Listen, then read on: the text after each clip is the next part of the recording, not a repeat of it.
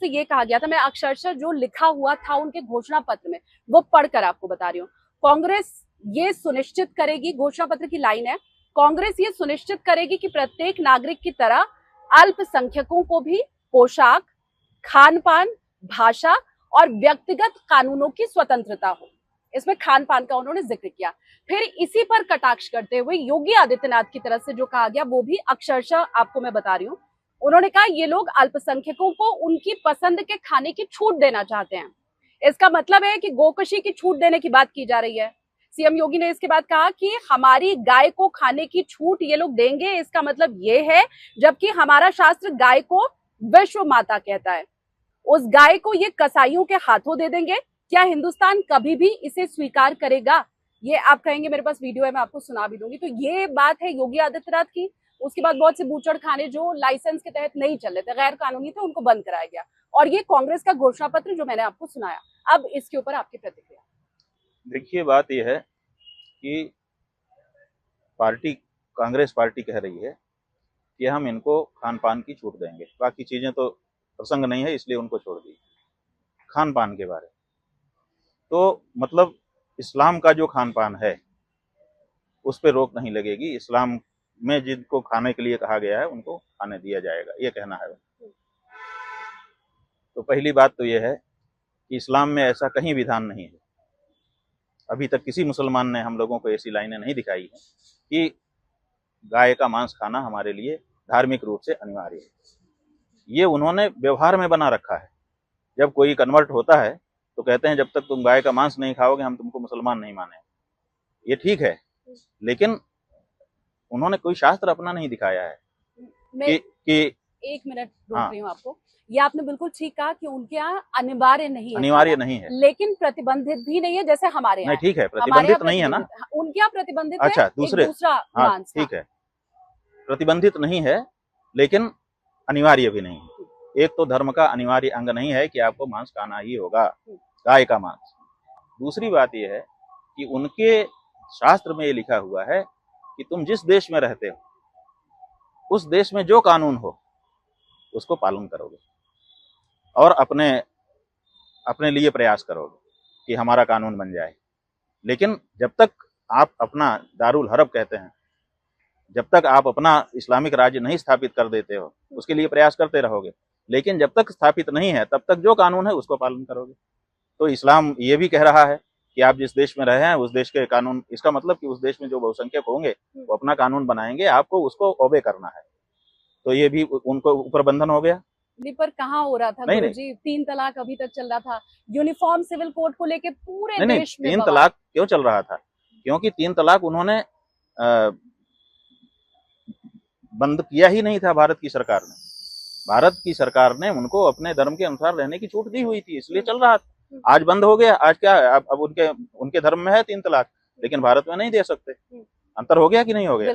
और उन्होंने मान लिया। हाँ। इसका मतलब है कि जिस देश में रहेंगे उस देश के जो कानून होंगे उसको पालन करना पड़ेगा। ये उनका धर्मादेश है, उन्हीं के ही धर्म में कहा गया है। और तीसरे ये है कि किसी भी लोकतांत्रिक देश में आप ऐसी चीज कोई नहीं कर सकते हो जिससे किसी का दिल दुखता हो। आपको आजादी है, अभिव्यक्ति की आजादी है, लेकिन गाली देने की नहीं है। बिल्कुल। आप ऐसा नहीं कर सकते कि अभिव्यक्ति की आजादी हमारे संविधान में कही गई है इसलिए हम तो जिसको जो चाहेंगे कहेंगे, ऐसा नहीं हो सकता है। उसकी भी एक सीमा है कि बिना किसी के दिल को दुखाए आप अपनी अभिव्यक्ति कर सकते हैं, बिना किसी को चोट पहुंचाए किसी भी तरह की।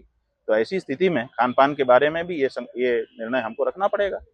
तो एक तो ये बात हो गई, लेकिन कांग्रेस तो इसके पक्ष में ठीक है। कांग्रेस क्या करती है उससे हमें क्या लेना देना है। कांग्रेस ने जो कहा उसके सामने हमने बात बता दी कि ऐसा कुछ नहीं है कि मुसलमानों के लिए अनिवार्य हो, ऐसा भी कुछ नहीं है कि वो हमारे देश में रहते हैं तब भी वो अपने की जिद कर दें, और ये भी नहीं है कि किसी के दिल को दुखा करके वो ये खाएं।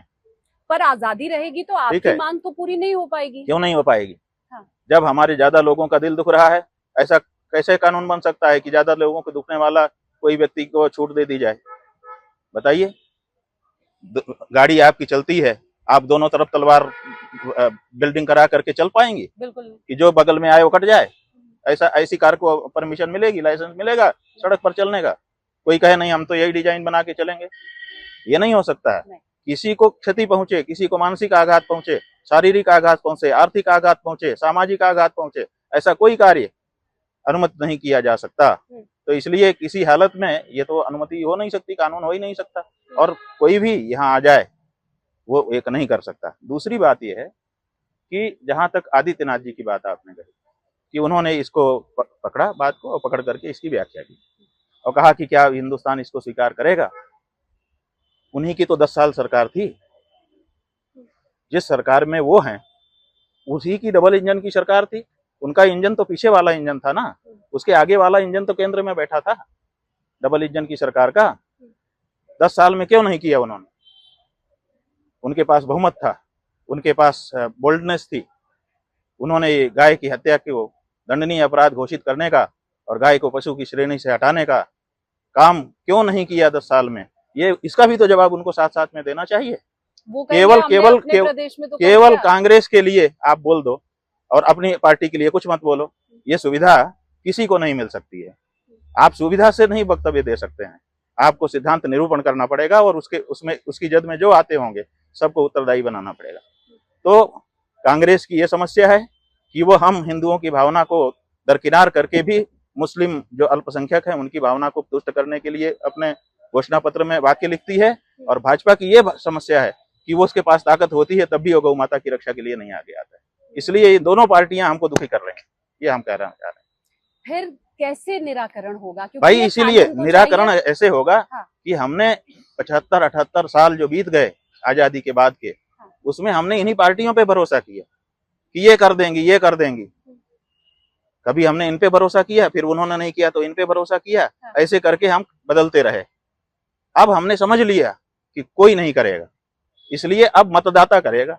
अब जब मतदाता संकल्प कर लेगा कि हम उसको देंगे ही नहीं जो कसाई है, जो माँ को माँ मानता होगा, भाई होगा, उसी को वोट देंगे।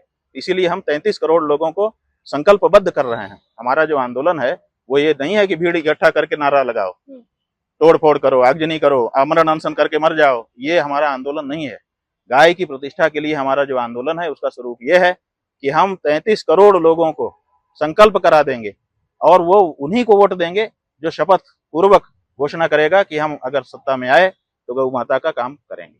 तो अब जो भी पार्टी होगी, हमें पार्टी से लेना देना नहीं रह गया। अब हमको ऐसा आदमी चाहिए जो ये करे।